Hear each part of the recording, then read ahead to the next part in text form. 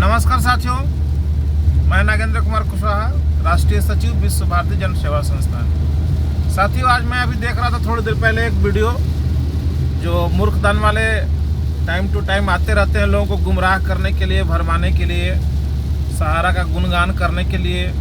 कब क्या बोलते हैं लोग खुद ही पता नहीं रहता है। शायद ये लोग पिछला वीडियो अपना देखते नहीं कि क्या बोल गए थे और क्या हुआ। अभी ये बक रहे थे कि सुप्रीम कोर्ट में हलचल तेज हो चुका है, सितंबर माह में सुनवाई होनी है और उसके बाद सब कुछ अच्छा हो जाएगा। इन मूर्खदानियों से पूछना चाहता हूँ, अच्छा करने से रोका किसने था? अच्छा करना होता तो बहुत कर लिए, पहले कर लिए होते।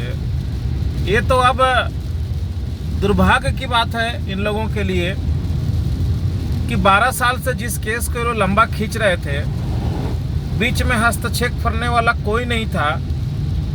सहारा ने किस तरह से लोगों को गुमराह किया, किस तरह से भरमाया, एक कंपनी का पैसा दूसरे कंपनी में ट्रांसफ़र कर दिया और माननीय न्याय का जो मंदिर है सुप्रीम कोर्ट, उसमें झूठ बोला, अपने देश से झूठ बोला, अपने समाज से झूठ बोला, अपने कर्मचारियों से झूठ बोला, अपने एजेंट्सों से झूठ बोला कि हमने भुगतान कर दिया। अब इनका पोल खोलने के लिए विश्व भारती जन सेवा संस्थान जो NGO है, उसके माध्यम से जो हस्तक्षेप याचिका हम लोगों ने लगा दिया है और सारी बातों का उल्लेख माननीय कोर्ट में हम लोगों ने रख दिया है कि किस तरह से सहारा ने फर्जीवाड़ा किया।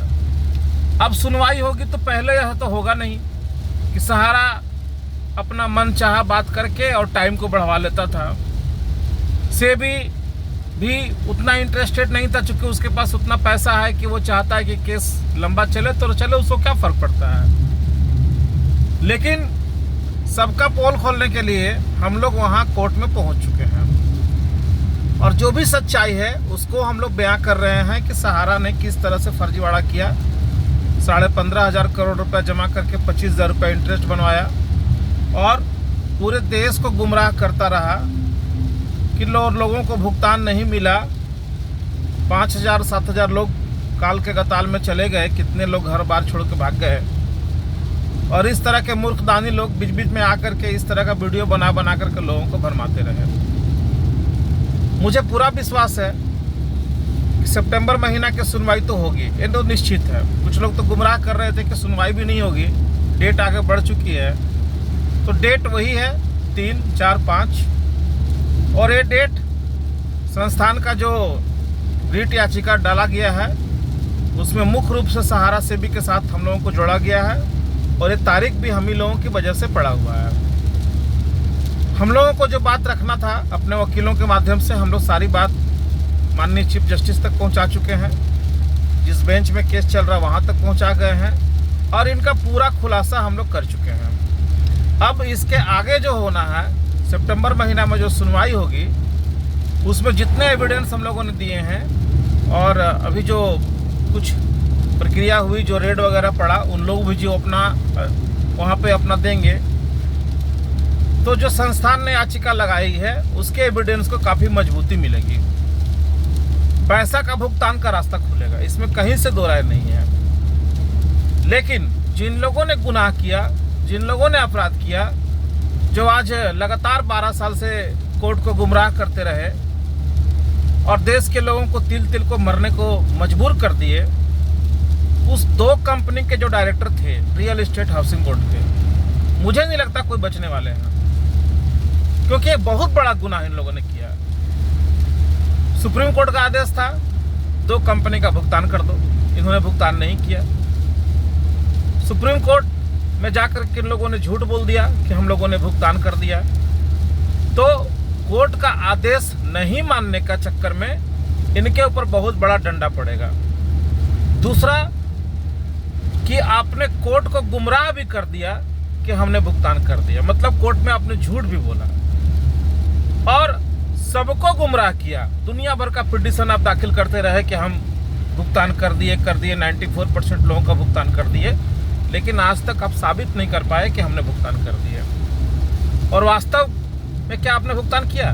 देश के लोग जो जमा करता सहारा के, उनको तो अच्छी तरीके से मालूम है कि भुगतान नहीं मिला हम लोगों को, पाई को हम लोग तरस गए।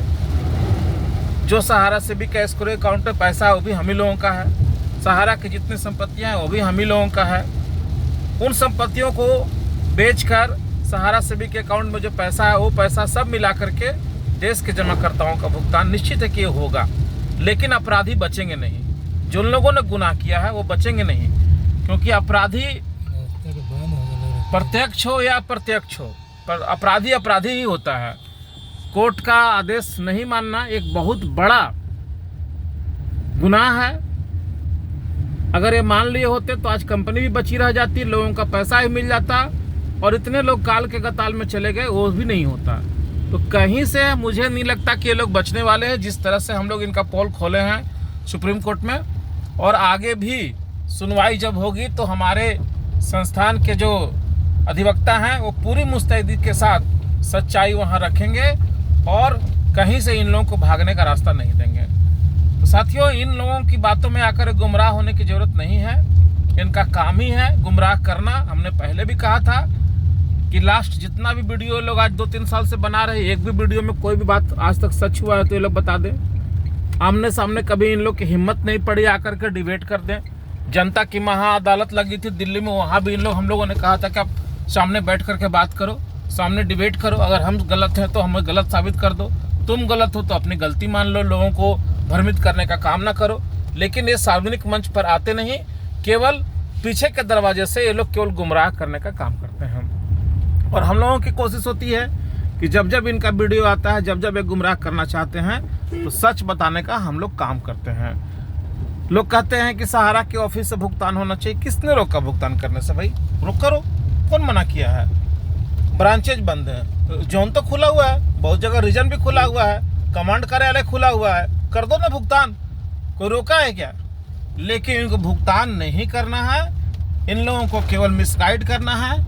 और इस तरह के चाटुकार लोग जो मूर्खदान के लोग आकर के वीडियो बनाते हैं, ये अपने वीडियो को दिखा दिखा करके सहारा के बड़े अधिकारियों के पास मुंह मिट्टू बनना चाहते हैं, ताकि इनको 2-4-10 हज़ार रुपया मिलता रहे, चाहे वो कमीशन जो है उनका रुका हुआ उससे या कुछ फिक्स डिपॉजिट है उससे। मैंने किसी भी तरह से ये लोग एक वीडियो के पीछे 5,000 10,000 में ही लोग बिक जाते हैं और लाखों करोड़ों लोगों को मजबूर कर देते हैं, गुमराह कर देते हैं, भ्रम में डाल कर रख देते हैं। ऐसे लोगों की पहचानने की ज़रूरत है और ऐसे लोगों की वीडियो ना देखें तो ज़्यादा सुखी रहेंगे आप सब। धन्यवाद साथियों, ये छोटी सी वीडियो के माध्यम से आपके बीच में अपनी बात को रखने का प्रयास किया हूँ। आशा है आप लोग बात को समझेंगे और सितंबर माह बहुत दूर नहीं है, बहुत नज़दीक अब आ चुका है। देखेंगे कि न्याय किस प्रकार से होता है। धन्यवाद, नमस्कार, जय हिंद।